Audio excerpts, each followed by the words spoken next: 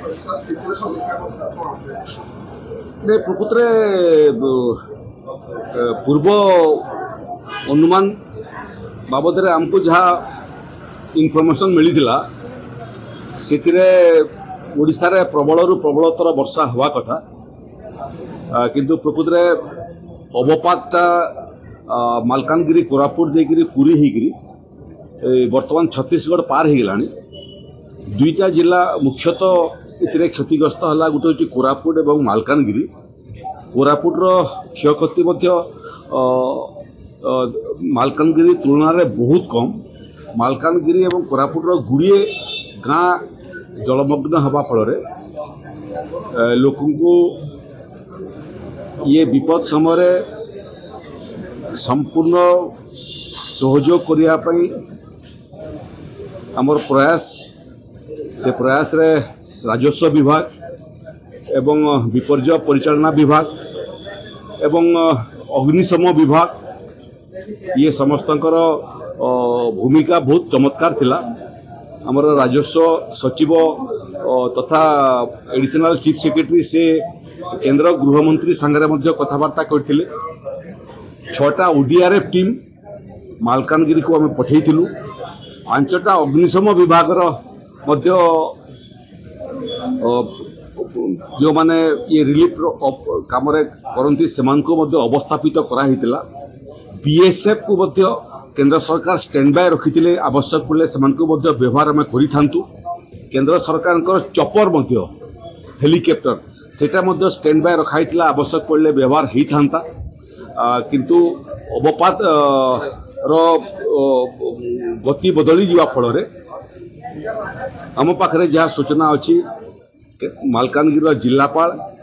ताकू निजे तत्वावधान रिलीफ एवं ऑपरेशन काम कर 1780 जन लोक जो माने क्षतिग्रस्त होती से माने रिलीफ सेंटर रे अछंती से भोजन भोजन व्यवस्था रहणी व्यवस्था एवं चिकित्सार व्यवस्था कराई। एठी 3 जन अधिकारी मध्य मालकानगिरी रे अवस्थापित अछंती जो मान भितर आपणकर प्रिंसिपल सेक्रेटरी एसटीएससी डिपार्टमेंट से मध्य अवस्थापित अछंती सेठी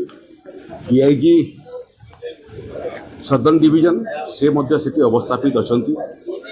एवं तार सांगरे सांगरे डीजी होमगार्ड एवं फायर से मध्य सेठी अवस्थापित अछंती। गोटिए मध्य कैजुअलिटी हेई नाही। सफलतार सहित जो माने पानी घेर रहिले से उद्धार कराई एवं से रिलीफ सेंटर रे रखाई एवं तांकर पूरा दायित्व जिला प्रशासन बहन करछंती। गतकाली मध्य वर्षार संभावना थिला किंतु वर्षा काली संध्यारे मालकानगिरी रे कम हवा कारणरू धीरे धीरे पानी जोटा मालकानगिरी विभिन्न गाँ को घेर रखिथिला धीरे धीरे कमिबार आरंभ हलानी। आम आशा करछु जो माने रिलीफ सेंटर रे अछंती से माने धीरे धीरे करी फेरिबा आरंभ करिवे। केंद्र गृहमंत्री एवं ओडिशार माननीय मुख्यमंत्री दुहे ये परिस्थितिर सामना करिबारे प्रत्येक घंटा तथ्य संग्रह करुले एवं इ बाबद मार्गदर्शन करुले। आम आशा करछु दिने अधे लोक जो माने रिलीफ सेंटर अछंती से माने घर को फेरिबा आरंभ करिवे एवं तार परे आमे सेमानकर जोटा पोस्ट बन्या परवर्ती जो कार्यक्रम माने हेबा कथा से जो मानकर घर भांगी जाइए तार मध्य निर्दिष्ट समय सीमा भितर चिन्हट हेब और एसेसमेंट हेब। जो फसल नष्ट होता अधिकारी मान को पठेवाटा आम आरंभ करूनी से तार क्षयक्षतिर हिसाब हेब एवं यथाशीघ्र लोकंकर थैतान सांगरे सांगरे क्षयक्षतिर आकलन होकर क्षयक्षतिर परिमाण क्षतिग्रस्त लोक प्रदान करने समस्त व्यवस्था हो सारी। आज माननीय मुख्यमंत्री सांगरे आम राजस्व विभाग एवं विपर्य परिचालना विभाग अधिकारी माने कथबार्ता करिछु एवं स्थितिर समीक्षा करिछु एवं मु धन्यवाद देवाई चाहिए जे प्रशासन ओडीआरएफ टीम अग्निशम बाहिनी पुलिस प्रशासन एमानकर उद्यम फल आज प्राय 250 mm रु अधिक वर्षा हवा सत्वे कौन जीवन क्षयक्षति है नहीं एवं समस्ते सुरक्षित अच्छा बोधे आसंता काली बेलू संपूर्ण स्वाभाविक परिस्थिति ମାଲକାନଗିରି को फेरी आसो।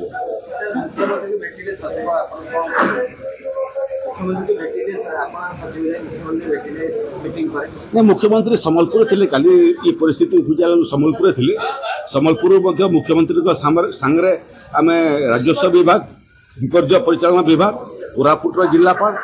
मालकानगिरी जिलापाल एम संगे संपर्क थिलु गतिविधि प्रति आम निरीक्षण करूँ। प्रकृत में मालकानगिरी बाबद आउ गोटे विषय आपको उल्लेख करने चाहूँगी जो नेशनल हाईवे और स्टेट हाईवे अच्छी से गुड़िए पोल लो लाइन पोल होता कारण विशेष वर्षा हेले पोल जलमग्न हो जाऊँगी यातायात करवाटा